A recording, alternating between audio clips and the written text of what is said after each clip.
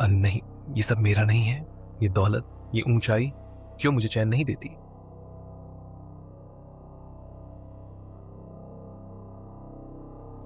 विक्रम, तू इतना बड़ा आदमी बन गया, पर यहाँ देख, ये खेत, ये घर, सब वीरान हो गया। कौन कौन हो तुम? ये जगह, ये खेत, ये घर मैंने कभी नहीं देखा। नहीं विक्रम, तूने देखा है। यही तेरी असली पहचान है, यही तेरी जड़ें हैं। क्यों किया तूने ऐसा विक्रम? तू चला गया हमें छोड़कर। तूने हमें कभी पलट कर नहीं देखा। नहीं, मैंने तुम्हें कभी नहीं देखा। मैं तो सिर्फ मेहनत करके आगे बढ़ा हूं। मेहनत तो हमने भी की थी, पर तूने अपनी जड़ों से मुंह मोड़ लिया और हमें बर्बादी में छोड़ दिया। तेरी दौलत, तेरी ऊंचाई तुझे चैन क्यों नहीं देती जानता है? क्योंकि तूने अपने अतीत को धोखा दिया है, अपनी मिट्टी को, अपने लोगों को। बस करो, ये सच नहीं है, ये सपना है, ये झूठ है। नहीं विक्रम, ये सपना नहीं, ये तेरी आत्मा की आवाज है। फिर वही सपना, वही खेत, वही चेहरा, कौन है वो? क्यों हर रात मुझे सताता है? दौलत तो है, सब कुछ है, लेकिन सुकून क्यों नहीं है मेरे पास? मिस्टर रैथर, आपकी रिपोर्ट्स बिल्कुल नॉर्मल हैं। कोई शारीरिक दिक्कत नहीं है, लेकिन आपकी नींद क्यों नहीं आती, इसका जवाब सिर्फ दवाइयों में नहीं है। डॉक्टर, मुझे समाधान चाहिए, लेक्चर नहीं। आपको जितना पैसा चाहिए बताइए, पर मुझे सोना है, बस सोना है। कभी कभी दुनिया का सबसे अमीर इंसान भी सबसे गरीब होता है, सुकून के मामले में। इनफ! मैं ऐसी फिलॉसफी सुनने नहीं आया। पैसे से सब खरीदा जा सकता है, बस दवा दीजिए। साहब, इतने डॉक्टर बदल चुके हैं, लाखों खर्च हो गए, फिर भी आपको चैन क्यों नहीं मिलता? क्योंकि तुम नहीं जानते, इस दुनिया में कोई भी समस्या ऐसी नहीं है जो पैसे से हल ना हो सके। पर क्या नींद खरीदी जा सकती है साहब?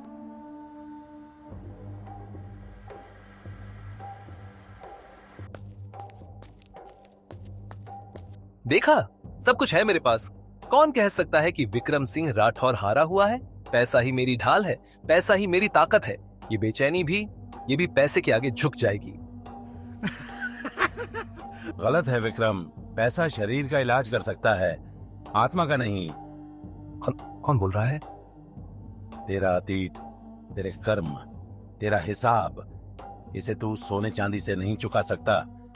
नहीं, मैंने किसी का क्या बिगाड़ा? मैंने सिर्फ मेहनत की, दौलत कमाई। दुनिया की नजर में मैं सफल हूं। दुनिया की नजर में हाँ, पर अपने अतीत की नजर में, उस खेत की नजर में, उस चेहरे की नजर में, तेरे भीतर का कर्ज अभी बाकी है विक्रम। कौन सा कर्ज है ये जो दौलत से भी नहीं चुकता? वो कर्ज जो सिर्फ पश्चाताप और समय से चुकता होता है। विक्रम साहब, आपकी हालत देखकर साफ समझ आता है कि नींद की गोलियां आपके शरीर पर असर डाल रही हैं, लेकिन दिमाग पर नहीं। तो फिर कोई और दवा लिख दीजिए डॉक्टर। पैसा चिंता की सबसे बड़ी दवा है, बस सही डोज मिलनी चाहिए। नहीं विक्रम साहब, इस बार दवा नहीं, सलाह है। सलाह? मुझे नींद चाहिए डॉक्टर, कोई उपदेश नहीं। आपको कुछ दिनों के लिए इस शहर से दूर जाना चाहिए। यहाँ की भाग दौड़, मीटिंग्स, फोन की घंटियां, ये सब आपकी बेचैनी को और बढ़ा रहे हैं। मतलब मैं अपने बिजनेस को छोड़कर किसी पहाड़ पर बैठ जाऊं और तब तक मार्केट मेरे बिना डगमगाता रहे? मार्केट डगमगा सकता है विक्रम साहब, लेकिन आपकी सेहत अगर डगमगाई तो पूरा साम्राज्य गिर सकता है। साहब, डॉक्टर सही कह रहे हैं, आप वाकई बहुत परेशान हैं। अगर कुछ दिनों के लिए आराम कर लें तो। आराम? तुम्हें लगता है मैं यहाँ मौज करने बैठा हूँ? ये साम्राज्य खड़ा करने में नींद नहीं, खून पसीना लगा है।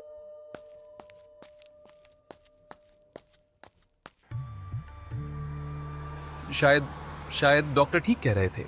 तो आप सचमुच शहर से बाहर जाने का सोच रहे हैं साहब?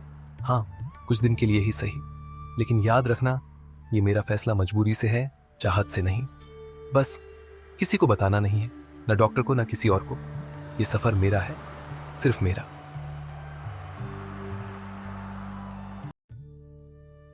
भोलेनाथ, मुझे समझ नहीं आता मेरे साथ ऐसा क्यों हो रहा है। सब कुछ है मेरे पास, दौलत, इज्जत, ताकत, फिर भी नींद नहीं आती, मन को सुकून नहीं मिलता। हर रात ये बेचैन करने वाले सपने, वो खेत, वो टूटा हुआ घर और वो चेहरा, कौन है वो? क्यों हर बार मेरी आंखों के सामने आ जाता है?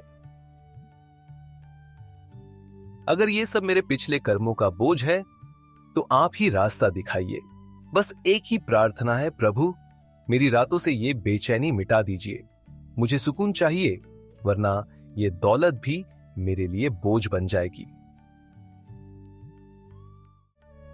महादेव, देखिए, यह विक्रम धन दौलत और शान और शौकत का मालिक है, पर इसकी आंखों के पीछे कैसी बेचैनी छुपी है। पार्वती, यह वही विक्रम है जिसने अपनी जड़ों को त्याग दिया। कर्म का हिसाब कोई सोने चांदी से नहीं चुकता। इसकी बेचैनी इसका अपना बोया हुआ फल है। पर स्वामी, क्या इसे कोई मार्ग नहीं मिलेगा? मार्ग मिलेगा, लेकिन धन से नहीं। इसे सच्चा पश्चाताप करना होगा। यह समझना होगा कि अतीत की अनदेखी भविष्य का बोझ बन जाती है।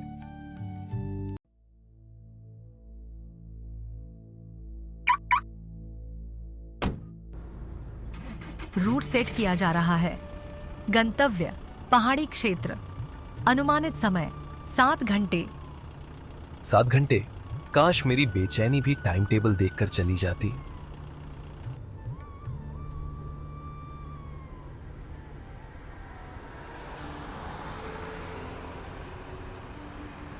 ये रास्ते कितने अनजान हैं, पर जाने क्यों लग रहा है जैसे मैं शहर ही नहीं, अपनी बेचैनी भी पीछे छोड़ आया हूं। ये सफर मुझे आजाद करेगा। ये सड़कें, ये हवा, ये मुझे चैन देंगी। इस बार चाहे जो भी हो, मुझे नींद चाहिए। और अगर ये पहाड़ भी चैन नहीं दे पाए तो शायद कोई जगह मुझे बचा नहीं पाएगी।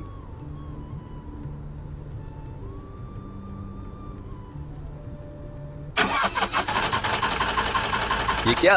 अब ये क्यों रुक गई? चलना, इतनी महंगी गाड़ी करोड़ों चुकाए हैं तेरे लिए, और तू इस सुनसान जंगल में धोखा दे रही है।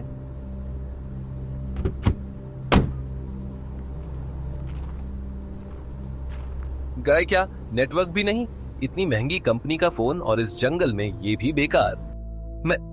मैं यहां अकेला हूं, चारों तरफ ये जंगल, और मैं अरबों का मालिक लाचार खड़ा। देखा विक्रम, दौलत यहां काम आई क्या? कौन है? सामने आओ। मैं हमेशा तेरे साथ हूं, शहर में भी और इन पहाड़ों में भी। फर्क इतना है कि शहर में तुझे शोर ढक लेता था, यहां सन्नाटा तुझे साफ सुनवा रहा है। नहीं, पैसे से सब खरीदा जा सकता है, मदद भी मिल जाएगी। कोई आएगा? यहां कोई नहीं आएगा विक्रम। अब तू और तेरी हकीकत आमने सामने खड़े हो। दुआ मतलब वहां कोई इंसान है, आखिरी उम्मीद की एक किरण। ये रास्ता कितना लंबा है, कितने सालों बाद मैं मिट्टी पर चल रहा हूं। ये मिट्टी कितनी जानी पहचानी लग रही है। ओ सुनो, मेरी गाड़ी खराब हो गई है। यहां आसपास कोई मैकेनिक मिलेगा? तुम्हें मुंह मांगा पैसा दूंगा। सेठ जी, यहाँ आसपास तो कोई मैकेनिक नहीं है, और अब तो शाम भी ढल रही है। जंगली जानवरों का खतरा भी रहता है। तो फिर मैं यहां खड़ा रहकर क्या करूं? तुम्हें जितना पैसा चाहिए बता दो, लेकिन मुझे तुरंत किसी को ढूंढना है। सेठ जी, हर चीज पैसे से नहीं मिलती। ये जंगल है, शहर नहीं। आप चाहें तो आज रात मेरी इस गरीब कुटिया में रुक जाइए। सुबह गांव से कोई शहर की तरफ जाएगा तो आपके काम का बंदोबस्त हो जाएगा। तुम्हें पता है मैं कौन हूं? अरबों का मालिक हूं मैं। मेरी गाड़ी की कीमत ही तुम्हारी पूरी जमीन से ज्यादा है। सेठ जी, आपकी गाड़ी चाहे करोड़ों की हो, लेकिन अभी तो वो बेकार खड़ी है, और आप पैदल हमारे खेत तक आए हैं। देखिए, यहाँ आदमी की औकात उसके पैसे से नहीं, उसके हालात से तय होती है। देखो, मुझे तुम्हारी हमदर्दी नहीं चाहिए। ये पैसे रखो और मेरे लिए किसी अच्छे होटल का इंतजाम करो, समझे? सेठ जी, माफ करना, पर यहाँ आसपास होटल नहीं है, और फिर मेहमान को पनाह देना हमारा धर्म है। हम इसका सौदा नहीं करते। धर्म वर्म की बातें छोड़ो, जो चाहिए बोलो, पैसों की कोई कमी नहीं है मेरे पास। पैसा आपके शहर में चलता होगा, यहाँ तो इंसानियत चलती है। आप चाहें तो मेरी कुटिया में रुक जाइए, रूखी सूखी रोटी ही सही, पर हम मिलकर खा लेंगे। हाँ, और कोई रास्ता भी तो नहीं है। स्वामी देखिए, एक तरफ अरबों का मालिक और दूसरी तरफ यह किसान जिसके पास कुछ भी नहीं। फिर भी शांति इस किसान की आंखों में है, न कि विक्रम की। यही तो भेद है पार्वती। सुख धन से नहीं, संतोष से आता है। जिसने दूसरों का हक कमारा हो, उसके पास चाहे कितनी भी दौलत क्यों ना हो, मन कभी शांत नहीं होता। महादेव, कितना सरल है इसका सत्य। धन से बढ़कर इंसानियत है। हाँ देवी, यही जीवन का सबसे बड़ा सत्य है। सेठ जी, आप थके होंगे, हाथ मुंह धो लीजिए, फिर खाना तैयार है। हाथ मुंह धोने के लिए साबुन वाबुन है कि? यहाँ साबुन नहीं, पास की बावड़ी का पानी है, वही सबसे शुद्ध है। लीजिए सेठ जी, गर्मागर्म रोटी है और आलू भिंडी की सब्जी। नमक थोड़ा कम लगे तो बताइएगा। ये स्वाद मैंने जिंदगी में इतना सादा खाना कभी नहीं खाया, लेकिन इसमें कुछ अलग ही बात है। सेठ जी, ये मिट्टी के चूल्हे और मेहनत की कमाई का स्वाद है। ये 5 सितारा होटल की थालियों से कहीं ज्यादा अच्छा है। सेठ जी, आप बिस्तर पर सो जाइए, मैं बाहर खटिया डाल लेता हूँ। नहीं नहीं, ये कैसे हो सकता है? ये तो आपका घर है। मेहमान भगवान होता है सेठ जी, हमारे यहाँ यही रीति है।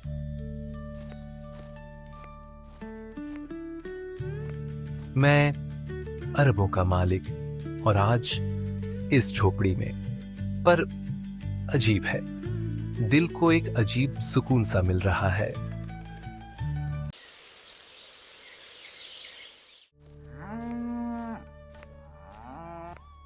ये आदमी सुबह से खेत में लगा हुआ है। धूप, पसीना, थकान, कुछ भी उसे परेशान नहीं करता। मेरे जैसे आदमी के लिए तो ये सब असंभव है। खाओ बेटा, पेट भरकर खाओ। मेहनत की कमाई की रोटी ही सबसे मीठी होती है। हाँ बाबा, ये तो लड्डू से भी ज्यादा मीठी लग रही है।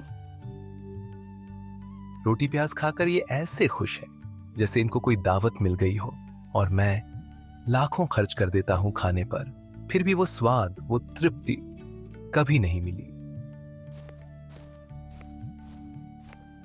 आज खेत में काम बहुत किया शंकर, थक गए होंगे ना?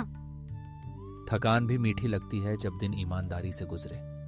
अब परिवार के साथ बैठा हूं, बस यही असली आराम है। ये लोग ना दौलत ना ताकत, फिर भी इतने खुश।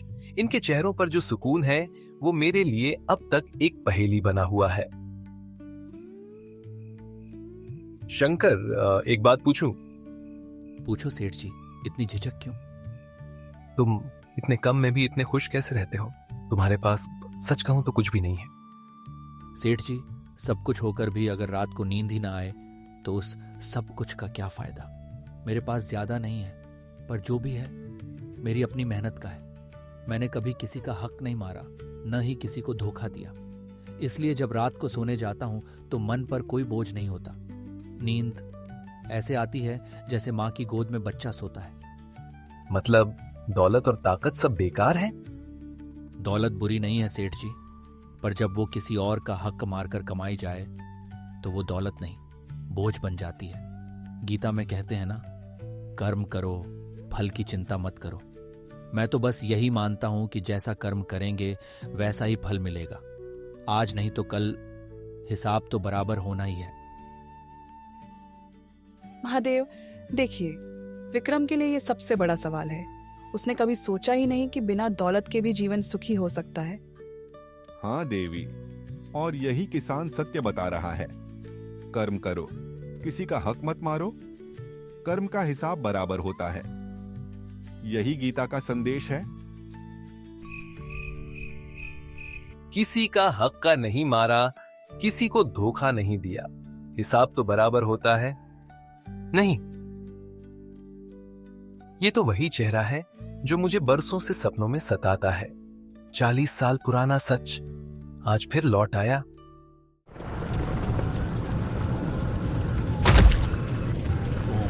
बेटा ओम, अरे कोई है, मदद करो, मेरा बच्चा, मेरा ओम मर जाएगा। अरे जल्दी निकालो, पत्थर हटाओ। हे भगवान, ये कैसा कहर ढाया तूफान ने।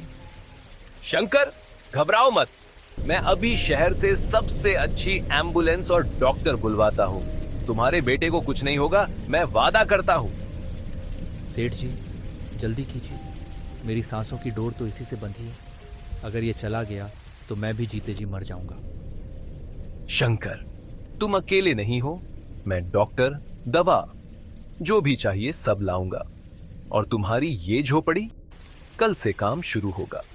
मैं तुम्हारा घर फिर से बनवाऊंगा, पहले से भी बड़ा, पहले से भी मजबूत। सेठ जी, ये तो बदल गए लगते हैं। सेठ जी, भगवान आपका भला करे, पर दुआ कीजिए मेरा ओम बच जाए। घर तो फिर भी बन जाएगा, पर ये अगर चला गया तो सब बिखर जाएगा। हटो सब लोग, मेरा बच्चा मलबे के नीचे है, मुझे उसे निकालना है। शंकर, ऐसे मत कर, तू खुद दब जाएगा। अगर मेरा ओम नहीं बचा तो मैं भी नहीं बचूंगा। चलो सब जल्दी हाथ लगाओ, बच्चा अभी जिंदा है, हमें निकालना होगा। अरे सेठ जी, ये तो कभी अपने कपड़ों पर धूल तक नहीं पड़ने देते थे और आज ये ऐसे काम कर रहे हैं। हाँ, शायद हालात इंसान को बदल देते हैं। ये क्या है? अरे ये तो बहुत पुराना संदूक है, शायद शंकर के बाबूजी का होगा। ये चेहरा। स्वामी, यह तो वही है, शंकर का पिता। विक्रम ने इसे ही धोखा दिया था। यही है कर्म का चक्र पार्वती। जिसे इसने लूटा था, भाग्य ने इसे उसी परिवार के सामने खड़ा कर दिया। मनुष्य सोचता है अतीत को मिटा देगा, पर अतीत उसका पीछा कभी नहीं छोड़ता। क्या हुआ सेठ जी, किसकी तस्वीर है ये? ये शंकर के बाबूजी। ये तो वही है, रामनाथ, मेरा दोस्त, मेरा साथी। विक्रम, सोच, एक दिन हमारा कारोबार इतना बड़ा होगा कि लोग हमें मिसाल की तरह याद करेंगे। हाँ रामनाथ, हम मेहनत से सब कुछ हासिल करेंगे, तू और मैं बराबर के हिस्सेदार। ये क्या है विक्रम? इन कागजों में तो पूरी फैक्ट्री का मालिक तू बन रहा है और मेरा नाम तक नहीं। रामनाथ, ये सिर्फ औपचारिकता है। तुझ पर भरोसा है, लेकिन व्यापार में ऐसे ही कागजी काम चलते हैं, चिंता मत कर।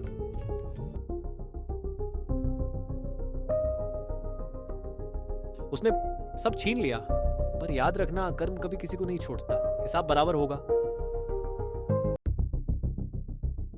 तो ये शंकर रामनाथ का बेटा है और मैं ही उसका गुनहगार हूं। मैंने उसके बाप का हक छीना और अब किस मुंह से इनके सामने खड़ा हूं?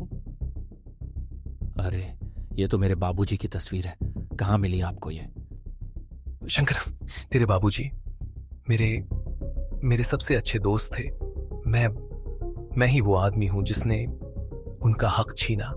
मैं ही उनके पतन की वजह हूं। सेठ जी, आप ही थे? हाँ शंकर, मैं ही था। मैं भागता रहा, लेकिन अपने कर्मों से नहीं बच पाया। मुझे सजा चाहिए। तेरा जो भी हिसाब बनता है वो मुझसे ले ले। शंकर बेटा, मैं पापी हूं, मुझे माफ कर दो। सेठ जी, ये आप क्या कह रहे हैं? नहीं, अब मुझे सेठ मत कहो, मैं गुनहगार हूं। तेरे पिता मेरे सबसे अच्छे दोस्त थे। हमने मिलकर कारोबार शुरू किया था, पर लालच ने मेरी आंखें बंद कर दी। मैंने धोखा दिया, सब कुछ छीन लिया और तेरे पिता उस सदमे से बीमार पड़े और फिर मुझे छोड़कर चले गए। क्या मेरे पिता, उनकी मौत का कारण आप? हाँ शंकर, यही सच है। 40 साल से इस बोझ के साथ जी रहा हूं। महल खड़ा किया, अरबों कमाए, पर रात को नींद कभी नहीं आई। हर दिन हर पल मैं मरता रहा हूं। तू जो शांति की बातें करता है ना, वो शांति मेरे जीवन से कभी लौट कर नहीं आई। अरे सेठ जी, इतने सालों से सच छुपाए बैठे थे। देखा, कर्म का हिसाब बराबर होता ही है। मैंने तो अपने पिता को 40 साल पहले ही खो दिया था सेठ जी, पर आप तो 40 साल से हर दिन मर रहे थे। हाँ शंकर, तू सही कह रहा है। ये दौलत, ये महल सब बेमानी है। जिसने चैन छीन लिया वो दौलत किस काम की। आप सोचते रहे कि पैसा आपको बचा लेगा, पर देखिए इसी पैसे ने आपको कभी चैन से जीने ही नहीं दिया। यही है कर्म का असली फल। मेरे पिता की मौत ने मुझे अनाथ बनाया, पर आपके कर्मों ने आपको जिंदा होते हुए भी हर दिन सजा दी। असली सजा दौलत का ना होना नहीं है, असली सजा मन की शांति का ना होना है। शंकर के शब्द किसी हथौड़े की तरह विक्रम के दिल पर बरस रहे थे। उसे आज एहसास हुआ कि असली सजा दौलत का न होना नहीं है, असली सजा तो मन की शांति का न होना है। स्वामी, देखिए, यह सत्य जानकर भी कितना टूट चुका है। इसकी दौलत ने इसे सब कुछ दिया, सिवाय शांति के। यही तो वास्तविक दंड है देवी। धन का न होना दुख नहीं है, असली दुख है चैन की नींद न होना, आत्मा की शांति खो देना। यही कर्म का सबसे गहरा प्रहार है। उस दिन के बाद विक्रम सिंह राठौर हमेशा के लिए बदल गया। उसने अपनी आधी से ज्यादा संपत्ति दान कर दी और शंकर के परिवार के लिए हर सुख सुविधा का इंतजाम किया। लेकिन वो ये अच्छी तरह जानता था कि पैसे से वो बीते हुए कल को कभी नहीं बदल सकता।